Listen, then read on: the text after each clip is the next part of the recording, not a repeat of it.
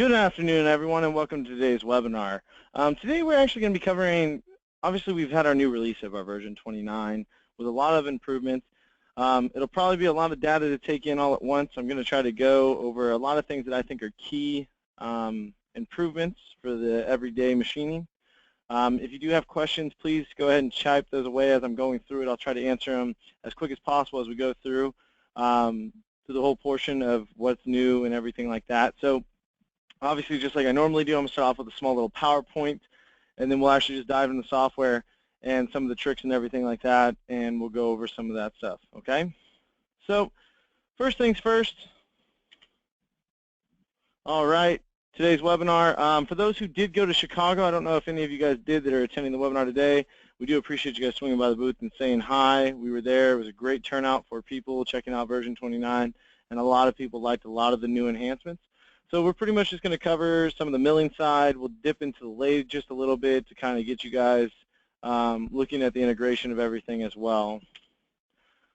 We'll go over, obviously, the overall system enhancements. That's pretty much the big part. I like to go over a lot of the things that I think will benefit you guys. First thing that always pops up is that little G-nomen that's in the center. We do now have the ability for you guys to eliminate it. Sometimes it confuses people when they're actually in their programming and they see two coordinate systems that their machine set up in a different location.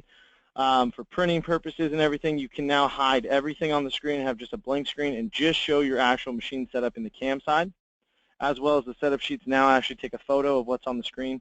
So that definitely helps out when setting those up.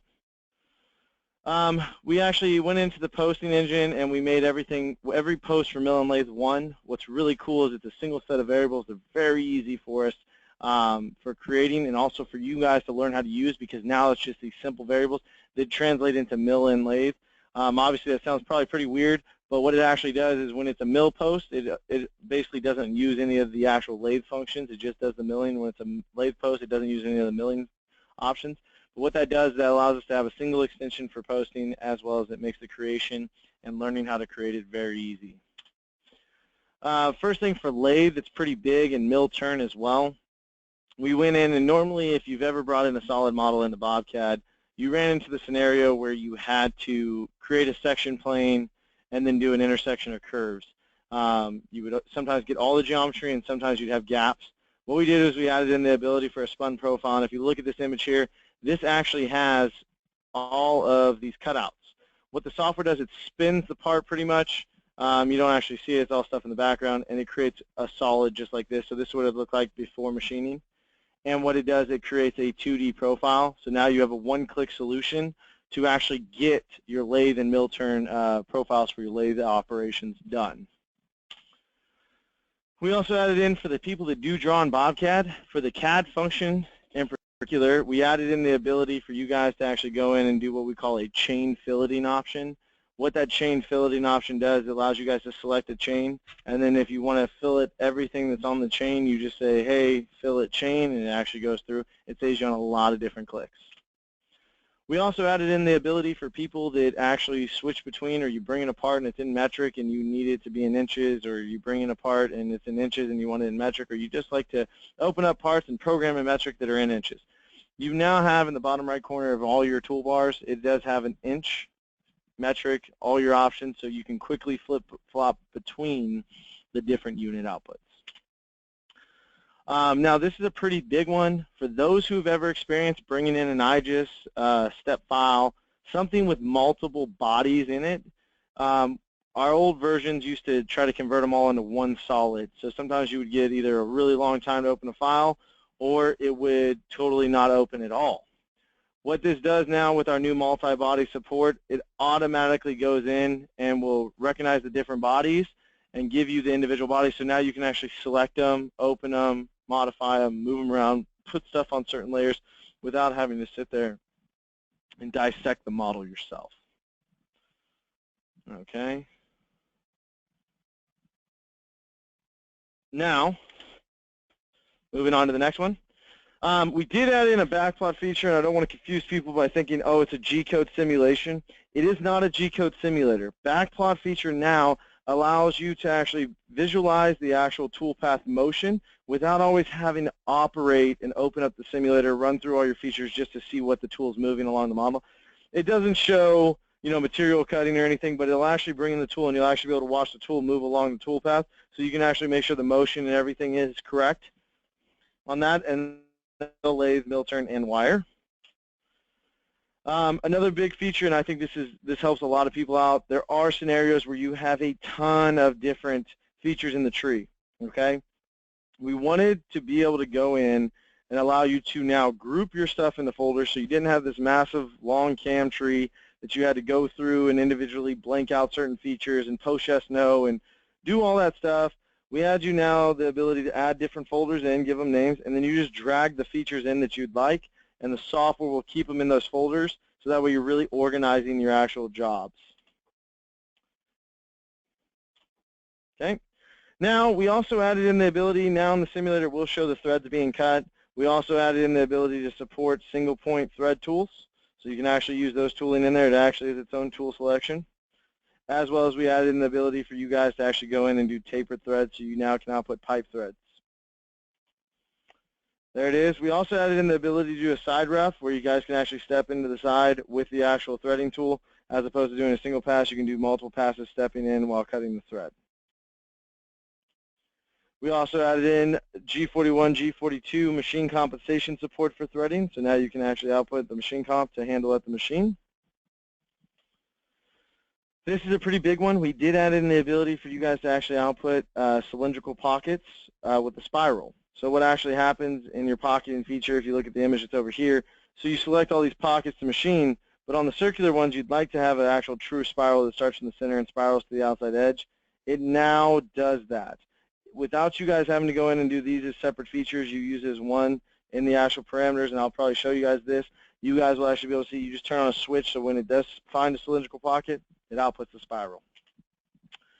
The helical arc output for spiral entities, what we did is we went in and actually added in 2 new posting lines. And what that does is it'll actually allow you guys to go in. It will actually greatly reduce the amount of G-code output for a helical move. Helical arcs and everything like that usually output a ton of lines of code. Now it's been shortened up to actually help you guys with reducing the actual G-code output. All right, we already have a couple questions. We're going to go ahead and cover a couple of those questions. The first one is, would V29 import Rhino 5 files? Currently, no. We're still trying to work on getting the translator to do that. It's just currently not available.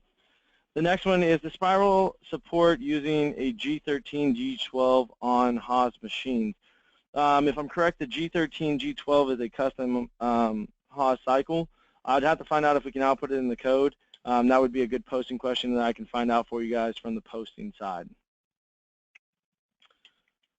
All right, next we went into advanced pocketing on avoiding holes. One of the things you ran into was it would like to go down and cut areas. Now it actually helps detect open geometry inside pockets and avoid cutting air, so you guys aren't wasting time or having to sit there and customize everything. We really want the toolpath to be more intuitive and simpler to use, so you guys can really get through what you're doing and get on to the next. Big thing for 3-Axis Pro is the gouge check option. Allows you guys to really gouge check surfaces, as well as it allows you guys to go in and actually gouge check your clamps.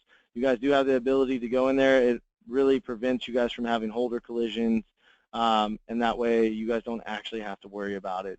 You guys can actually fully simulate what you're doing. We went in and enhanced the rest machining option, utilizing the previous tool and utilizing a stock model. It actually takes into account all the previous stuff to help you guys with a better rest machining output, as opposed to normally what it did. If you look here, this is an older version. Now it actually goes in and realizes, well, I can rest machine these areas as well, as opposed to just doing like the corners and stuff like that. We also improved the angle range calculation. What we did is more accurate on the angle range calculation across the toolpath, just to really help with how it processes. Again, a lot of things that we did in the toolpath are just improving the way to help you guys eliminate a lot of, cutting error, wasting time. We added in also, for those people that use advanced rough, there is an option in advanced rough to do an actual parallel cut. We added in the ability now to turn on a profile pass. So at the end, instead of you guys getting something like this, where you guys actually have, little steps from the tool into the actual wall, we went in and said, okay, let's add a profile pass. and that way you guys can have it do one final pass at the end and not give you a nice smooth surface. For advanced rough, we keep improving advanced rough. We did add in the ability to control the toolpath inside, outside of a boundary, or just keep it the typical way, which is center of tool. So you guys do have that option for that. We also went in and did a flatlands. We improved flatlands. Normally flatlands would just cut around and just do the offset of the actual shape. Now it has a parallel feature to cut back and forth. It has also adaptive to do kind of a spiral option to really remove the material for you, so it's a constant movement. We also went into advanced planer and added the ability to add rounded corners. Typically what you did with a planer is it runs back and forth across the part. Well, if it's a sharp corner or something like that, or sharp edge rapiding up, it's going to try to do that, and that's a jerky move. So we added the ability for you guys just to add rounded corners to it. So that way the toolpath will round itself, so it's a nice smoother transition. Great for faster semi-finishes especially, and smoother, more consistent toolpath. We also went into advanced planer and added the step down. You have the step down off where it does just normal, and then you can actually use planer as a roughing and have it step down. Advanced E-level finish, we went in and said, okay, let's add a vertical walls only option. So you actually have the ability, normally it would cut all the way down. If I just want to do the vertical walls only, it'll only cut the vertical and it'll leave any wall that has any deviation from being vertical. We also went into there and added a contour pass. What it does is it begins and ends at the start of the profile pass control. Remove unnecessary cuts, reducing your cycle time. What it actually does is first on, last off. It actually will truly spiral down and actually do like a kind of like a helical move with the profile where you do the contour ramping. It does it with actual 3-axis contour. We went into multi-axis. For those who do use multi-axis, we just improved the optimized multi-axis posting dialog for you guys. So you guys are actually able to go in and control that a little bit. We also added an extend edge curve for those who actually use the multi-axis toolpath, just to help, with provide the cleaner, smoother toolpath, effective toolpaths, more between two curves, parallel to multiple curves, are the ones that use that, and you guys don't have to worry. We also added in more between two curves, exact step over calculation, where it actually does an exact step over based on what the shape of the model is, as opposed to the normal one. It actually will do exact step over. And then you have the option for your single surface picking for flowline toolpath. Flowline toolpath is just a toolpath where you select a single surface and it just creates a toolpath across that surface, following the exact contour and everything of that surface. We also went in and we have the option to mirror toolpaths in our advanced 3D surfacing, as well as our 4-axis and 5, which are those toolpaths. You now have the ability to do an exact mirror, as opposed to having to recreate it and have it cut on the other side and do a second toolpath. You now can just tell the toolpath, hey, mirror, and you give it the actual line of which it's going to mirror across to the other one. That's really good for 3D mold cavities and stuff like that that have the mirrored version on the other side. We added in for multi-axis as well as common direction. What it does, it gives you a constant tool axis direction, saves time programming, complex shapes, and available for all tilting strategies. So anything that involves tilting, I can say keep the tool in the common direction. As you can see, the tool is not moving as it moves down. In this one, it'll start to tilt the tool different ways to try to get it. It'll keep more of a common direction. We also had a Gouge check retract along tool plane, where you guys can actually have it retract along the actual tool's plane when you're actually doing it. Excellent for T-cutters and lollipop tools. Retracts the tool perpendicular to the actual tool axis. For 4 and 5 axis Pro, we added maintain the tilt. What it does, it'll actually go ahead and maintain the tilt all the way down that you define. Because sometimes when you get down to the bottom, it'll try to do something different where it moves the tool a little bit differently. And in this case, if you look, see how that tool is, and then that one stays a constant and just keeps moving. This one will try to do all those backward, go back and forth type of tools where it flips the tool. It's unnecessary in most cases. Point distribution control just allows you guys to actually, the engagement points of the actual output, you guys can control how many engagement points, what are the engagement points of the tool, making sure you guys get your part cut properly. Obviously, the big thing for version 29 was really the lathe enhancements. So we added in a lot of different options, and we're going to go over that stuff as well as we get in there. These are basically just simulation options where it helps clean up. We added in like an auto quality improvement where it automatically will start to improve it based on, you know, what the model's looking like as you're zooming in and stuff. It'll auto do it as opposed to having to hit refine every single time. All right, and then we added in for simulation measuring between machine components. If you do have full machine sim, now we have the ability for you guys to actually go in and do measurements from points on the machine in the actual simulator. All right, simulation actually has video and image capture, can render large-scale images from simulation and generate MP4 video files of simulation. If you're trying to have someone else look at the simulator and make sure that it's all set up properly, you guys can now capture. All right. So now let's get into the actual software itself. Obviously, that's the reason why we're all here. We want to see what it actually looks like. So we are going to dive into 29, and that way you guys can really get some of the ideas of what it is. So it's probably going to be a pretty basic example, but it is nice. I'm going to go ahead and create 2 rectangles, and I'm just going to place one here, and then I'm going to go over here and place one here. And then I'm going to go up here to arcs, and I'm going to go down to coordinate, and I'm going to actually just output a 1-inch radius right there, and then I'm going to move it over next 7 inches, and we'll make it, you know, off kilt, just out of the way, and that way you guys can actually really see the output of it. So these are all pockets, let's say. So we do our machine setup, we go into CAM, we right-click on CAM defaults, we hit new job. It's going to ask us what type of job, milling, turning, mill turn. We're going to say milling. We hit stock wizard.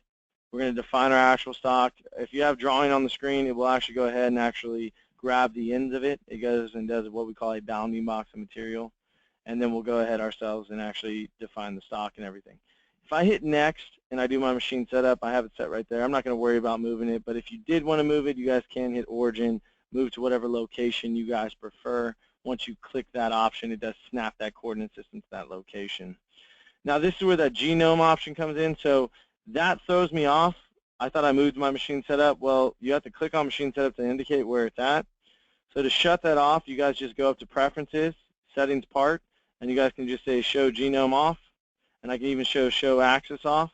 And what it does, it gets rid of everything. So when I want to, if I don't see it on the screen, I know, oh, just click on Machine Setup. It's going to identify where my coordinate is for my machine setup. Now, once we have all that defined, we have our posting, we got our tooling. So let's go check out some of the tool options. What's really cool is in here, like I said, we have the single point thread tools. We do support them now, so you guys can. For those who don't know, if you don't have the previous version of BobCAD, you do have an ability to assign tool geometry. You guys can draw a custom shaped tool and then add the geometry. It will create the tool for us.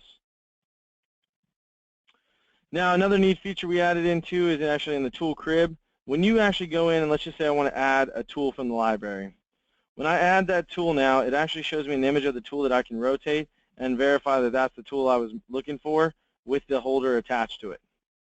Okay, it's just a little function in there for you guys so you guys can actually see all the info on the actual tool itself. Now once I go ahead and I hit OK from there, I'm going to go down to stock, I'm going to blank mine out, and then I'm just going to right click on machine setup, and once I've done that I can actually go in and say mill to axis is what we're going to use. So this is going to cover the spiral pocketing feature. Once you hit select geometry, you guys are just going to select your shape. Right click OK. If you hit next, you're going to have your feature set up where you guys can actually go in, define, you know, your rapid plane, your feed plane. You do have your total depth option, and then once you hit next, you got to pick your strategy. What's really neat is obviously for those who aren't using it, you guys can customize your machining feature specifically the way you want to output. So I could get rid of the profile finish, and if I wanted to add any of these toolpaths from here, all I have to do is a simple click on one, add.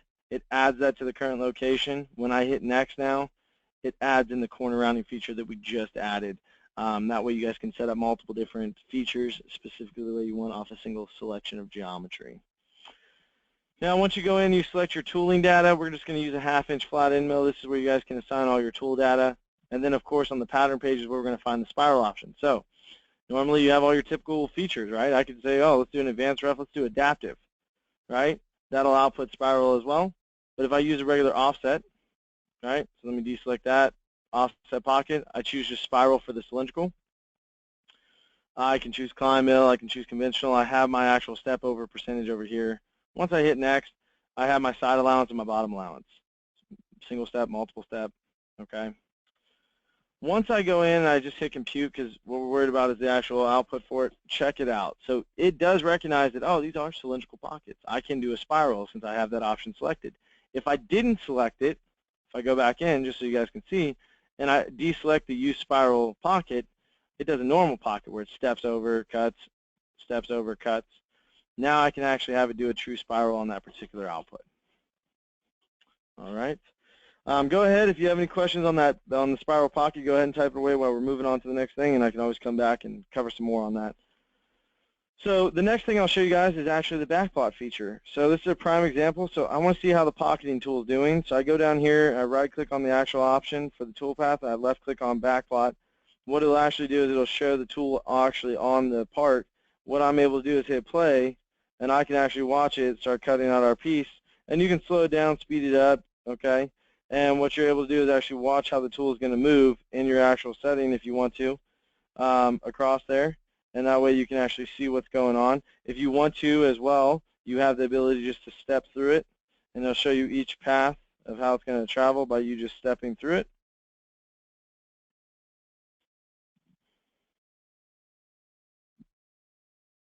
So right there it actually shows the first spiraling option right there. As it spirals, stepping over, next spiral, so on and so forth. All right. We have a question. In your spiral pocket, can you pick center point of the arc as your start point? It auto goes to the center point. It goes right from the center point and automatically goes around. Now, let's go ahead and go into some thread milling. So a really good example of some thread milling. Let's go ahead and post yes, no this, or blank it out. And we're going to go into machine setup. We're going to go down to mill mill thread. My bad on that one. Once you guys go down and you choose your mill thread option, you can hit select geometry and select your thread. When you hit next, you're going to have the option to go in and choose your strategy. What's cool is you can customize. You can have like center drill, a reamer, whatever you want, and then your mill thread. We're not going to worry too much about that. We're going to focus just on the actual thread itself. When you go down, you have a single point thread option now that you guys have the ability to go ahead and grab.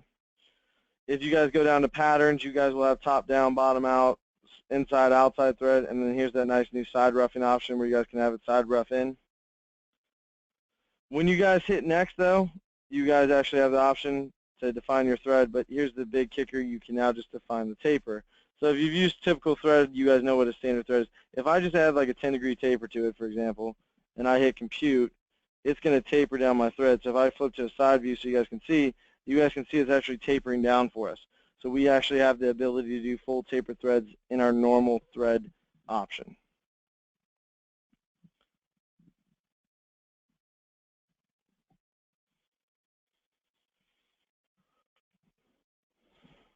Now, just to keep us moving, we're going to go ahead ourselves now that we have all that defined. We're going to move on to some of the other options, okay? So let's go ahead and actually get into, we've covered the backplot, we've covered that. Just so you guys know, the units are down here in the bottom right-hand corner where you guys have the ability to go in and define what type of measurement. If you do change it, so right now we're in inches, if I change it to millimeter and then I go in to create a feature, it'll actually go ahead and update everything to metric for us right here. So it actually has the definitions and everything in metric. Same with the parameters are all set in metric now. Now let's go back, do this. Okay, so an example I want to show you guys is actually using the gouge check. And what I'm going to do is I'm going to go ahead and I'm going to create a part for us, and we're just going to make it, you know, a basic pocket. And what I'll do is I'll just create a 5x3 pocket, and then we'll do inside of it we'll go 4 and 2. All right, and then what I'm going to do in this particular case is I'm going to create 2-inch by 2-inch rectangles, and I'm going to place one here. I'm going to place one here to simulate clamps, right? So I'm going to make this a solid now, and I'm going to just do extrude boss, hit OK, and I'm going to go ahead and tell it, hey, I want to go the opposite way, so I change it to the direction 2, go down. Then I'm going to go to extrude cut, and I'm going to go ahead and only tell it to go down 1/2 of an inch. All right, now this is obviously just a basic example. Obviously you can get more complex with your clamps, but I'm going to go here to surfaces. I'm going to go down to extrude curve. I'm going to select the clamp portions I want to use now, and I'm going to create those as their own solids. I'm only going to make them about, 1/2 inch. Okay. I'm then going to hit OK, and what I'm able to do now is those will simulate clamps sitting there. So let's go ahead, add a new layer for you guys so you guys can see that. You guys can go down to the bottom right-hand corner, add a new layer, give it whatever name you want. You can give it a fixture name. And then what you're able to do is go ahead and I'll shut it off. And then what I'll do is I end up selecting the pieces for it. Right-click, modify attribute to a layer, and I will throw that on the fixture layer. That way it's on the fixture layer and I can go back to it. We do have a good question right now. Is there a way to update XYZ or XY0 if changed, if the origin has changed? Yes. What actually happens, and I'll show you guys when we get into the Toolpath, there's now an update geometry. What it does, it updates for you guys. So we're going to go in. Let's dive in here. Let's get in here, do some mill job. Let's do milling. We're just going to go ahead, set our rectangular. Make sure our coordinate system is good. We're going to leave it in the center. So we go down. We actually will go in here. We will pick machine setup. We're going to go down to mill 3. We're going to hit, select geometry. We're going to pick the model. We're then going to right-click OK. We're going to hit next, and we're just going to use an advanced rough, for example. What that's going to do is that's going to allow us to go in here and actually select our tooling. So we define whatever size tool we're going to use, for example. We're going to then go down to the patterns, and we're going to actually choose how we want it to output. I'm going to let that all default for right now. We're going to hit compute, and we're going to get a toolpath in the center. Okay? Well, obviously, if we look at that from the top view, the clamps are now in the way. So to adjust that, what you're going to do is you're going to go ahead and right-click here on the actual feature again. Okay, just so you guys can see, right here is that update geometries option. It is in version 29. It is for all toolpaths. You just hit update geometry and then you compute all toolpath. What that does is that will go ahead and update the geometry if you make any changes to the 0 or anything. If I right-click on machine setup and I go down to the edit option and I say, okay, let's get in here. Let's go down to the Gouge check feature, which is at the end. We're going to say, let's check a surface. What we'll do is turn on the fixture for a second. We'll select this face. Okay. What I'll do is I'll actually select the whole solid, right-click OK, and then we want to retract the tool, and we want to do tool and holder. Okay. What that'll do is that'll go ahead, and I'm going to show you guys because I ran into this last time. You guys are going to hit compute, right?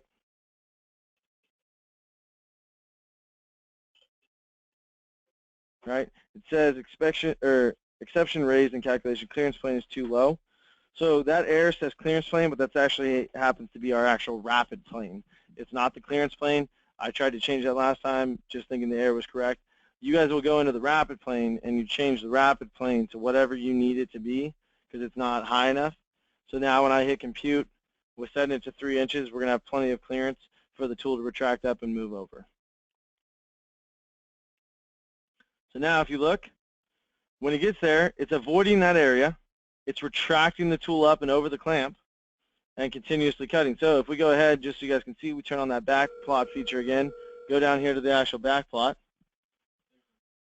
I'm actually going to be able to hit play, and I'm actually able to start watching it machine it out.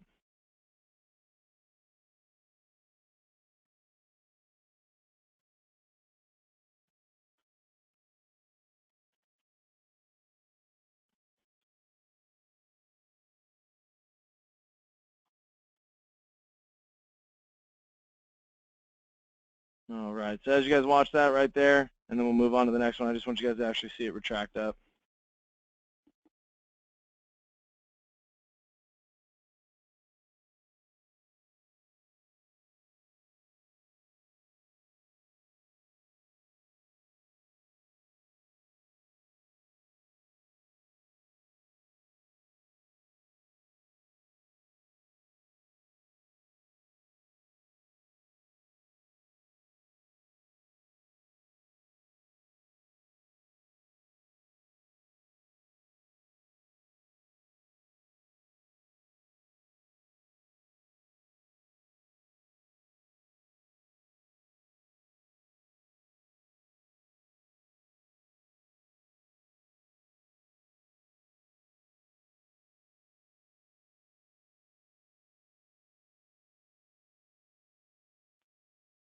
So as you guys can see right there, you guys are actually seeing, if you look, the tool is going to go ahead, retract up and over the clamp.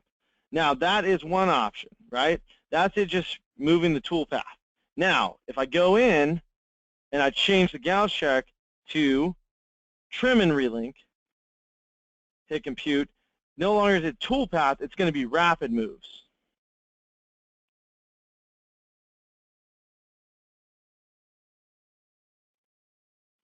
There it is. So see how it rapids up to the rapid plane height as opposed to the 3 inches we set? It rapids up, moves over, then comes back down. So there's trimming the tool path and going over, or retracting it, going over, plunging back down, and continuing the cut. Now we have an option. We have another question. Use the retract feature. Using the retract feature, is there a way to specify lead-in versus straight plunging? Are you talking about just regular, like, circular lead-ins, ramping options? Is that what you're talking about? Yes. In the actual toolpath, when you're actually setting up your toolpath, you're going to have a leads tab. When you click on that leads tab in 3D and 2D, you're going to have, certain ones will have certain options, but you're going to have a ramp option, automatic, line, spiral, zigzag, or profile. These are your different type of actual lead-in options you guys can specify. Once you go ahead and you specify that lead-in, hit compute, obviously that's going to adjust your toolpath to have that specific lead-in. Now, every time it needs to wrap it up and move to a new location, it is going to use that lead-in again for you guys to actually go ahead and use it. So if you look there, there's our ramp lead-in, boom, all the way down. Now, let's jump in. So there's the mill. Now let me show you guys another feature as well. So let's just say I blank out the toolpath, right? I want my guy who's going to be running the machine to see everything. So I go up here to preference, I go down to settings part, I'm going to shut all this stuff off so I just have the part, center it up the way I want to. I can unblink the stock so you can see the stock, and then if I click on machine setup, then if I go up here to the actual milling job at the top, I can go down to generate a setup sheet. Setup sheet now takes a photo of your part. So look at that. Now he knows where the zero at. It's in the center of the stock. Those are the clamps. You can change the colors to identify it. And there it is in your guys' setup sheet, so you guys can actually give that to your guy. Or for future reference, you got to rerun the job. That way you don't always have to open up the software to go back into it. Now, once we've done that, let's dive into a little bit of the lathe function. So I'm going to go ahead and grab us a lathe part, and then we will go ahead and dive into some of that for us, guys. So just bear with me for a second while I get the parts opened.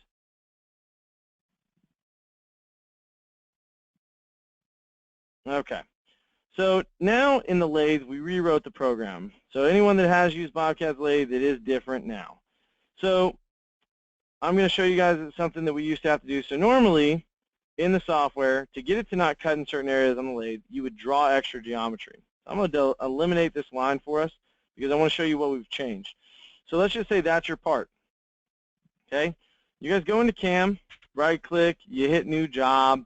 You guys will do your turning setup. Now, it's going to be pretty similar to actually how the mill works, but what's nice is you guys will go in and you'll actually define the settings, cylindrical, revolve stock. If I pick cylindrical, I can then hit next and define what my actual stock diameter is. So let's just say it's 3 inches, and we're just going to make the stock 9 inches long, for example.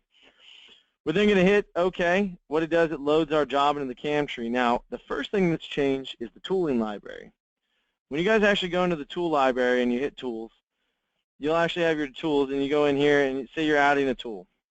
Well, one, you actually have the type, tolerance, clearance type, shape here. You have different reference points, corner, tip, center.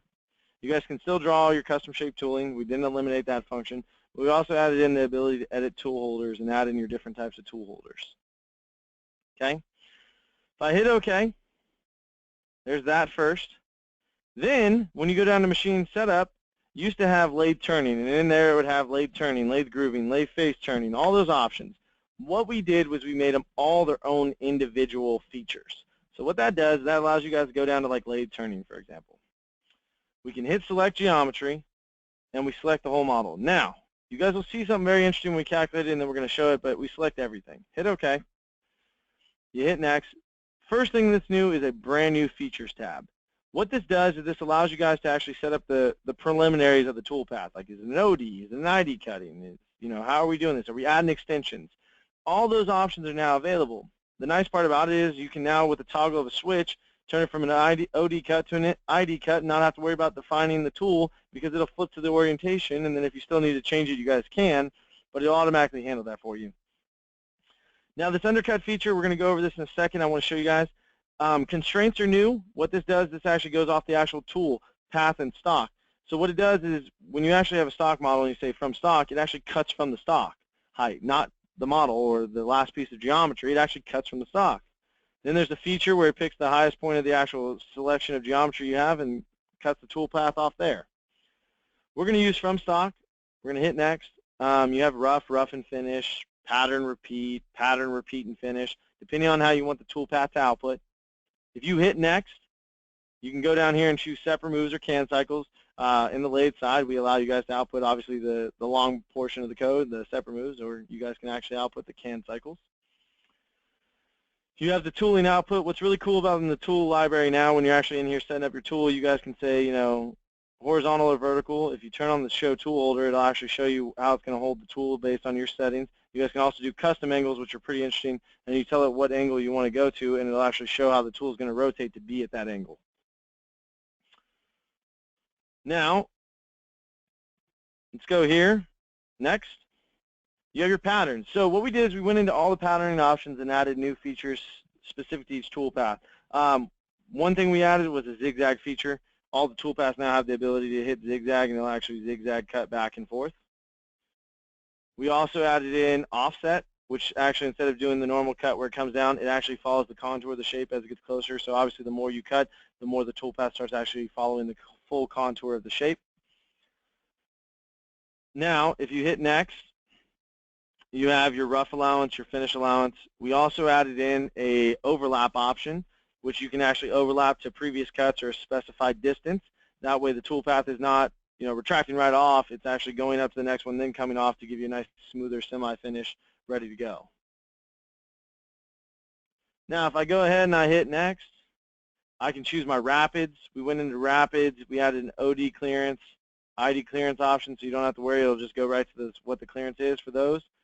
You still have all your other options to define it, but what's really, really neat is the lead-in page. The lead-in page now, instead of you having to figure it out like this right here, we still have it for those who want to use it, but we added in, I just want to do a horizontal. You just now define the distance of what your horizontal lead-in is going to be. I'm going to do something crazy like 5 inches just so you guys can actually see it. What will happen now if I hit compute? Boom, look at that. You actually can control the lead-ins without having to define a specific point, just a distance. Now what will actually happen is after that, you guys can actually go ahead, now that that's defined, you see how it's cutting down in that groove? So normally in old BobCAD, we would select here and draw a line across and then select that as part of it and not select the groove. That's just too much work. So we said, okay, let's add a new feature. We went in, that's what these are for. Primary undercut does the first time that the geometry changes from the first vertical line down, it cuts it off. The second one would be more on this face here. But if I just do it on that one and I hit compute, look at this. It actually goes ahead and handles that for you. So no longer are you doing extra clicks, creating extra pieces of geometry. You don't have to worry. Now, let's go over some of the grooving. So obviously the Backplot feature too, by the way, does work in Lathe. So when you turn on Backplot and you hit play, you guys actually have the ability to watch the tool cutting in here as well. And you guys can see how it's going to machine out the part. If we go into the grooving cycle, go down to Lathe grooving. We hit select geometry. We're going to select our groove here. Hit OK. I can hit next. OD, ID options. We do now support angled grooves. So you guys just type in the angle, select the geometry, and the toolpath will output for the angled groove.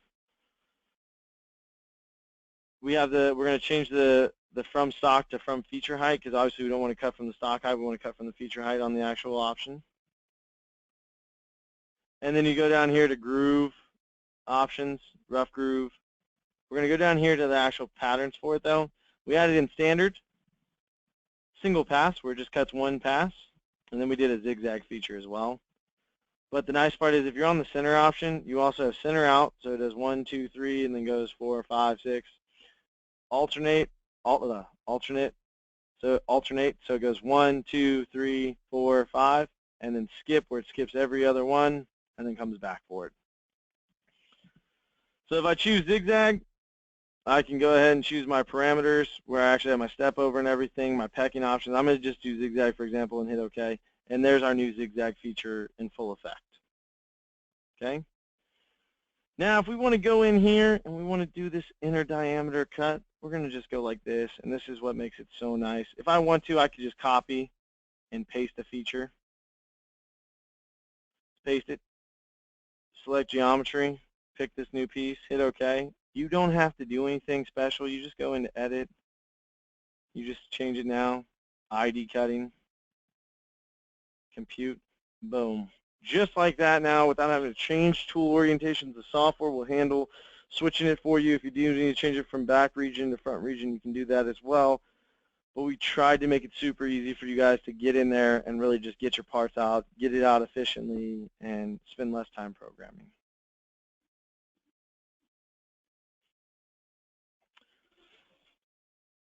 All right. So that is covering some of the new Lathe features. Obviously, there might be something particular you guys want to see, and obviously specialty towards what you do. That's why we do demonstrations here. The webinars are here to help you guys get some questions answered, show you some of the stuff that you guys might not be utilizing or might not know the software has. If you guys would like to see more on the version 29, feel free to contact your associates. We'll be able to actually do a demonstration. If you'd like it on your part file, we can do it on your part file. Whatever you guys prefer to set up, we're here to do it for you guys. I really appreciate you guys showing up for the webinar. I'm sorry it's a few weeks since we did one. I was in Chicago, got back. I do appreciate you guys showing up. We're figuring out the content for the next few webinars as well. So we will be getting those wrapped up, get those set up, get those links sent out. We will try to get this up within the next few days for you guys, so you guys can actually rewatch it if there's something particular you want to go back and review. If you guys think of any other questions you do want to ask, feel free to email me at any time. I'll try to answer the questions as best as possible and get you guys the proper data. And again, I can't say it enough. Thank you guys for showing up each week. We'll be talking to you guys again.